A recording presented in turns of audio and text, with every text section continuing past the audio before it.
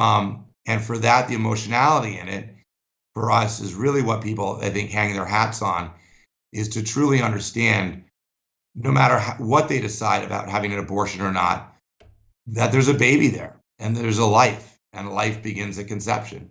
And that's the takeaway. Hi, everyone. I'm Annalisa Peshik for The New American.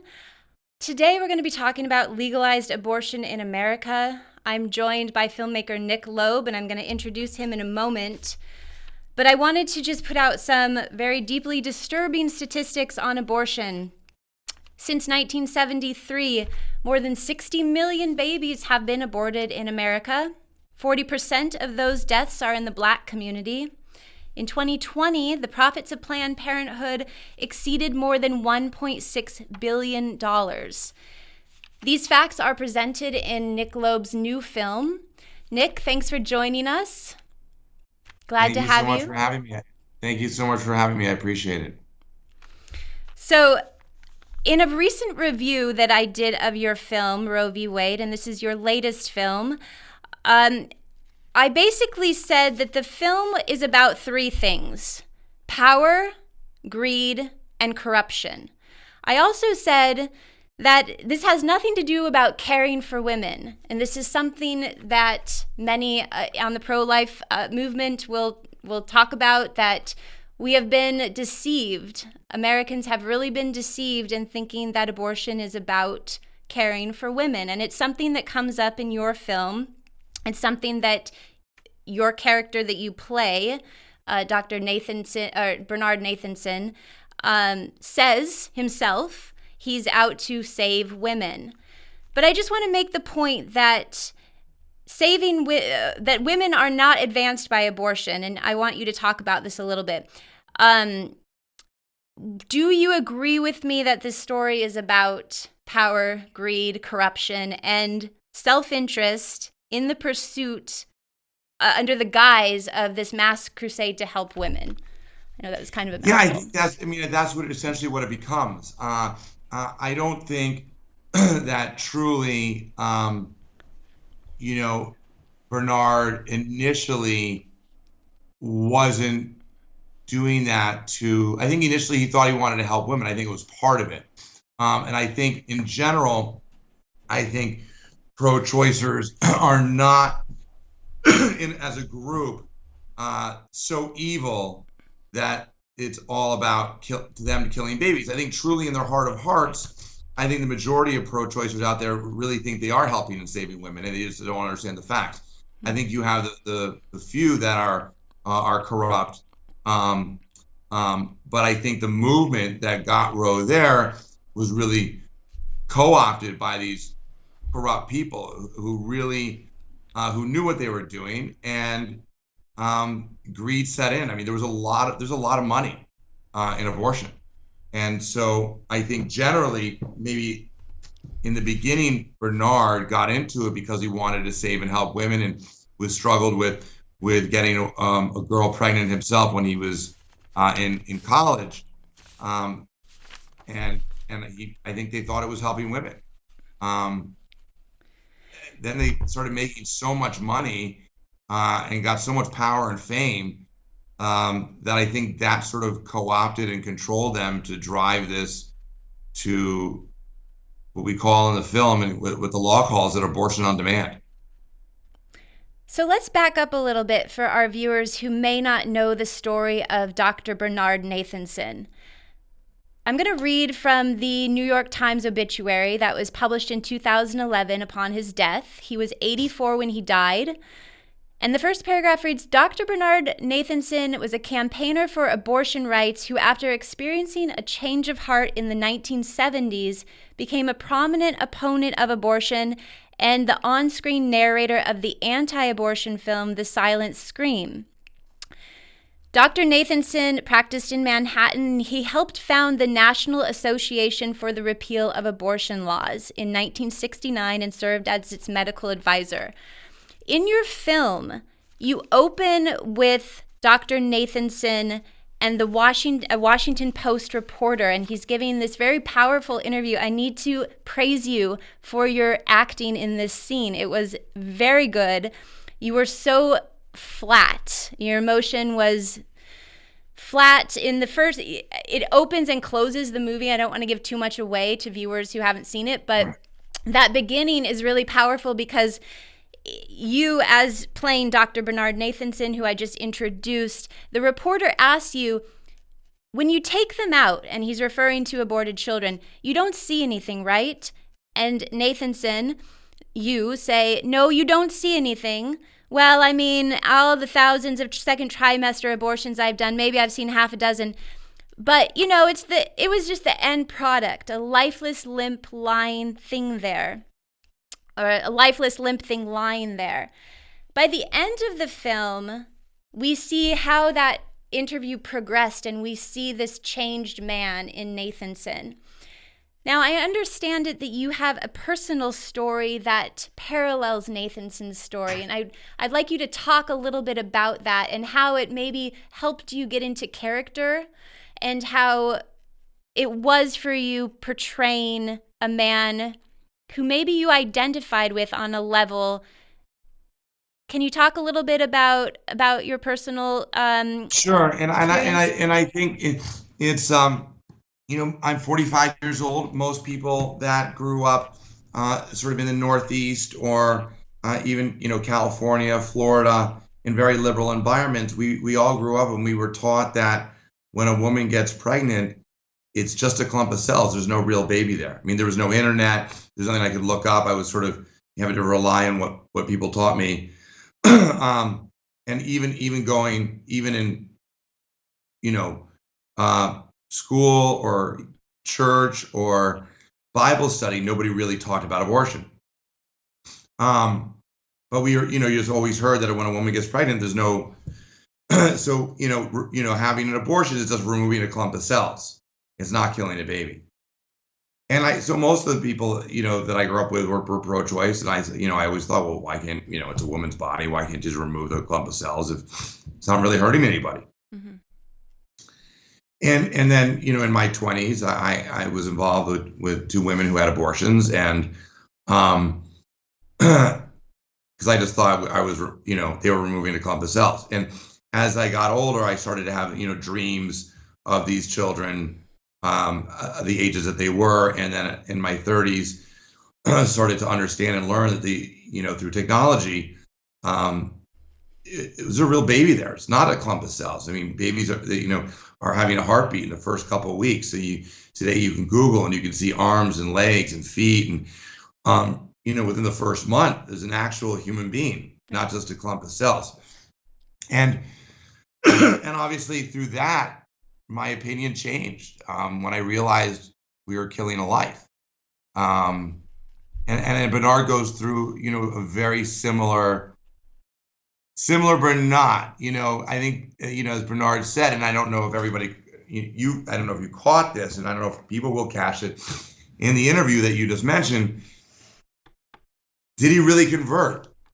Right? He converted, but he always knew, right? He said, well, yeah, I always knew I was killing. Right. In the interview with the Washington Post reporter. And if you look up, that interview is a real interview that was in the Washington Post.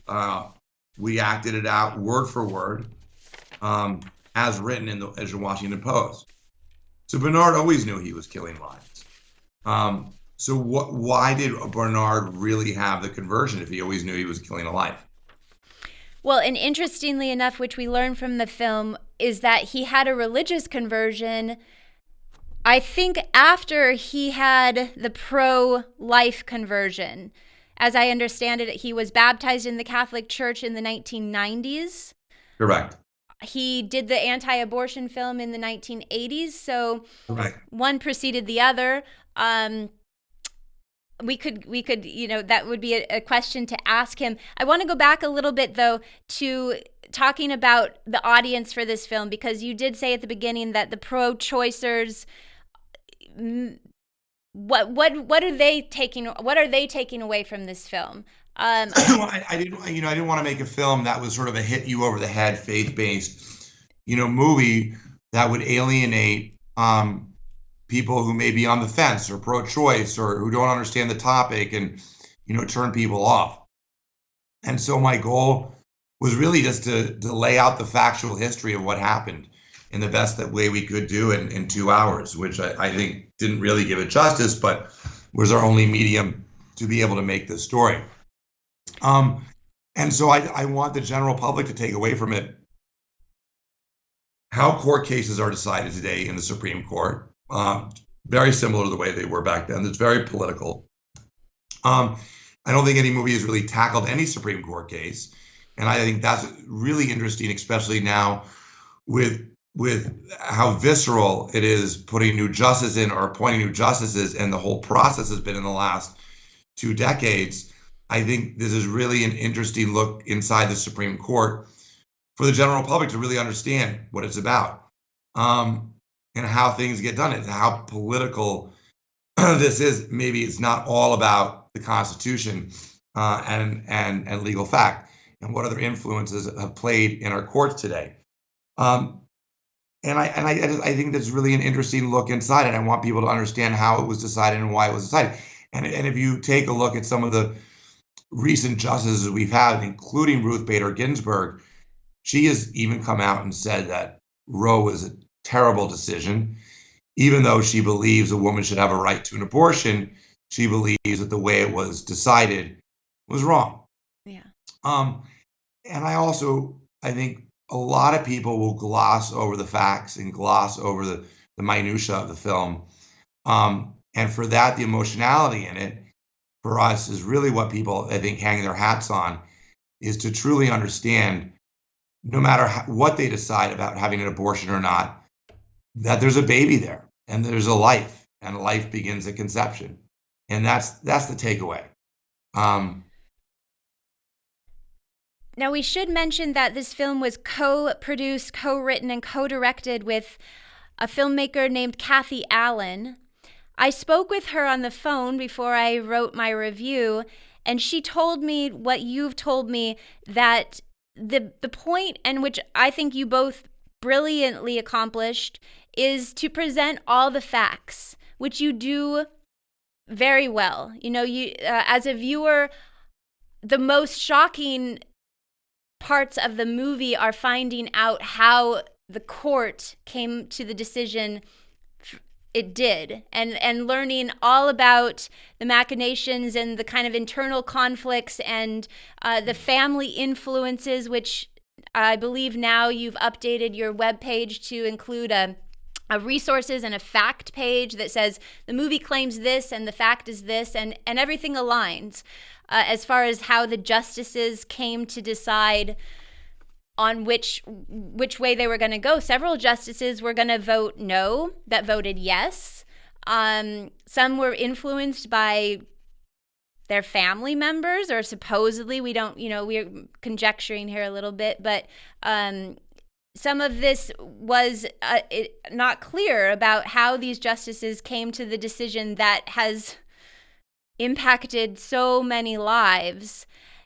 I was shocked I had to watch the film actually a couple times to get all the nuances of the court decision itself. Also, your choice to remove Roe, as we know her, Jane Roe, Norma McCorvey.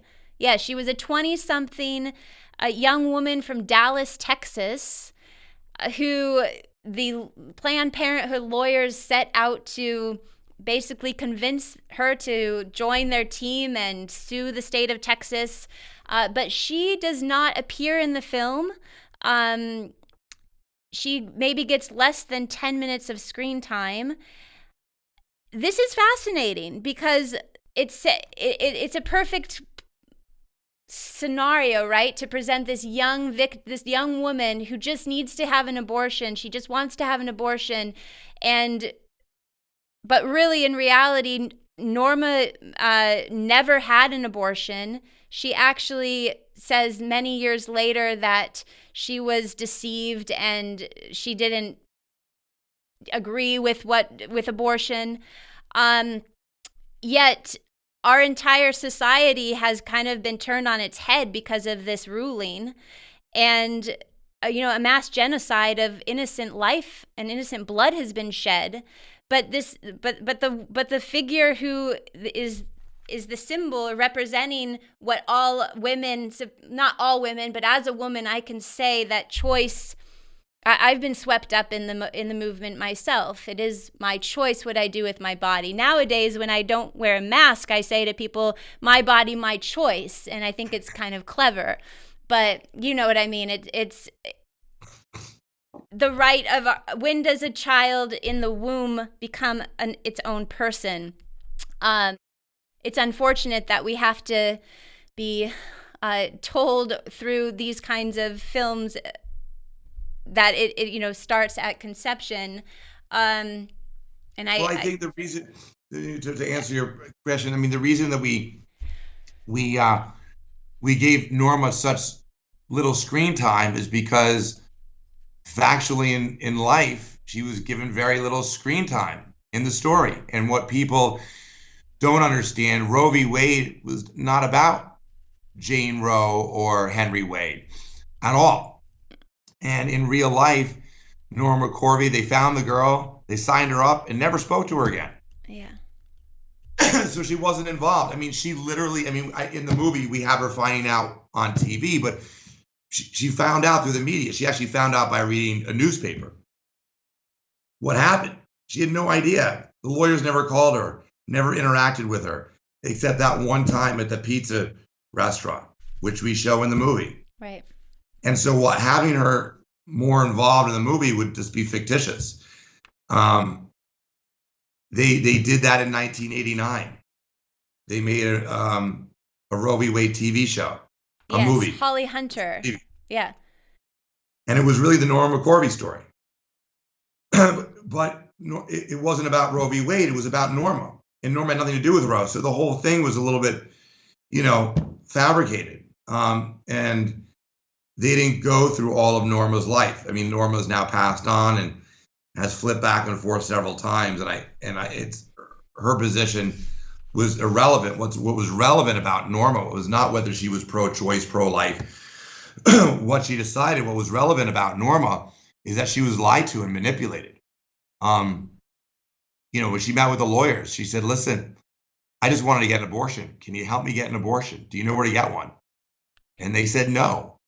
But that's and they lied. Yeah, and that's kind of the mastermind behind the whole plan of legalizing abortion in America. She was just a part of that bigger plan set into place by individuals who we haven't yet mentioned, but a man by the name of Lawrence Lader. Am I pronouncing that correctly? Right. I mean, he's unknown in American history, and he's essentially the father of the abortion movement. Without Larry Lader, there would be no abortion in America, in my opinion. And Betty Friedan, who was the leader of the women's liberation movement in the 1960s, they recruited her basically to hijack the women in her movement. They needed her in order to get the women behind it, right? Right. So it's all a very orchestrated plan that in the movies really conveyed well. You have two scenes that really popped out for me is when Nathanson begins to open his clinics in Manhattan, and you see these women who look very eager to get on board, right? You've got they're lined wall to wall in the clinics, and they just seem, I think of the word eager, and I think, if they really knew what they were doing, would they be so eager? But as someone, I believe maybe it was Lila Rose who recently said this, you can't humanize what you can't see.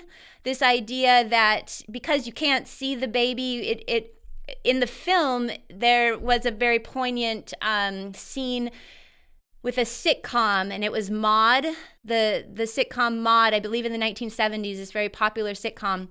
And they're talking about abortion, and the young woman says to her mother, I believe it's her mother, she says, it's just like getting your teeth pulled, Ma. It's just like going to the dentist. You just go and you have the procedure and it's done. And that is what it's like. You go in, you get the pill, and you bleed it out. You never see the heartbeat.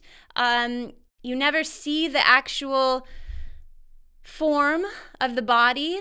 And I think that the deception is kind of ingenious, and I don't mean to elevate this to a level of, wow, look at what we can do by mind control and the way we can convince people that something is really good when it's really, really bad. But I think your movie does that very well. And I think that it gives a picture to what's happening today in different ways. And the cultural parallels, I immediately it resonated with me. And I want to ask you this question. I know we're getting down to time here, but there's so much to cover in this film. I wish I could spend hours talking to you about it. No problem. I want to get to just probably the most important question is, do you believe that the pro-life movement is gaining momentum? And do you believe that the U.S. Supreme Court maybe will repeal or reverse Roe v. Wade? And if not, even if it does or it doesn't, what needs to happen from your point of view? I think that the trend, if you look at any of the numbers today, the trend in youth in America today, although they're trending more liberal when it comes to gay rights issues, transgender issues, they're actually trending more conservative on life. More kids today out of college are coming out pro-life more than ever, and the number one reason is technology. What do you mean? Kids today want to Google, they want to understand everything, they want to question everybody, they want to fact check everybody. And when they Google and they try to fact check people, they see there's a baby there. And I think that has really been able to see, and science, funnily, in this instance, is on our side. And so I think you have the character Mildred Jefferson in the movie, who's Baptist, and she says, I do believe in God, but to win we need to take God out of the argument, and because it's all about science, and I think science is actually helping us win that. And yes, I do think you will see less and less abortions. We've already seen a huge decline of abortions over the past 10 years. I think the Supreme Court will eventually overturn Roe in the next 5 to 10 years. I don't think it's going. I know that Biden is trying to codify it through the Supreme Court, through Congress. I don't think that's going to happen. But if Roe is overturned, it won't make abortion illegal in America. It'll just send it back to the states, right? And it'll become a states' rights issue. Some states you'll be able to do it, and some states you won't. Maybe it'll become limited. But I think what you'll do is you'll have more restrictions on abortion than what Roe created. Roe created essentially abortion on demand, and what people don't realize, it's really you can have an abortion at any time. Yes. And it's not really in the first trimester. And we were all manipulated to be taught that, but that's not necessarily true. If I want an abortion today and I'm 8 months pregnant and I feel like I'm going to kill myself, I can go to a psychiatrist and said, if I don't get an abortion now, I'm going to commit suicide because I'm really depressed. He'll give me a note saying, you got to give her an abortion because it's for her health, and she'll be able to have an abortion in 8 months, 9 months. Yes. So we're one of only, I think, a handful of countries in the world that has some of the most liberal abortion laws like that, which is funny because we all scream about how socialist and liberal Europe is, but Europe is much more conservative on this issue than we are, interestingly enough. But I do think it's going to be reduced. Okay. Well, I think we've just normalized murder to the point where we don't even think about it anymore, right? It's becomes a part of our society. Well, as you just said, you can't humanize what you can't see, and that's unfortunately that's life, and that's why seeing it is changing hearts and minds, and that's why I made the movie. Do you think that there were any of your cast members who were swayed or changed? Yeah. Yes? I can tell you one. I won't tell you who it is because he wants to continue to work in Hollywood. But I had one actor who started off pro-choice. and by the end of the movie was really confused, on the fence, and probably mostly pro-life, who will never tell anybody. Well, that is Told one. me. That's one person. And I do want to mention that one of the executive producers was Dr. Alveda King, and she said in her trailer to the film that, you know, if we change one mind, we have won, right? If we've changed one 100% in heart, one life. If I can change one life and save one life with this movie, you know, I've done my job. exactly. Well, you have certainly changed my heart and many others. I know I've talked to other people who have seen the film, and they are just so, we are so grateful that you've made this film. It's long overdue. 48 years after legalized abortion on demand in America. Everyone needs to see this film. It's Roe v. Wade. I wrote a review at The New American, which you can check out at thenewamerican.com. Nick, where can our viewers go to find you and to learn more about the movie? The movie, I believe, has premiered already. It premiered at CPAC in Orlando a couple weeks ago, but it's going to be available April 2nd. Streaming on Amazon? Amazon, iTunes, pay-per-view, all streaming April 2nd. Between now and April 2nd, we're doing a lot of private pre-screenings. People can set up their own pre-screenings with groups. Our churches, you can find out all about that at RoeVWadeMovie.com. Also, we're posting little clips on our Facebook. Again, Roe v. Wade Movie on Facebook. And if you want to find more information, just go there and sign up and look. Well, we will watch the movie, and you'll see those incredible scenes, very powerful scenes involving Dr. Mildred Jefferson and Dr. Bernard Nathanson inside the church. But yes, let's take God out of the equation and start looking at the science. The science speaks for itself. And as Dennis Prager recently said, we're told to follow the science, but we're following the scientists and we're falling off a cliff.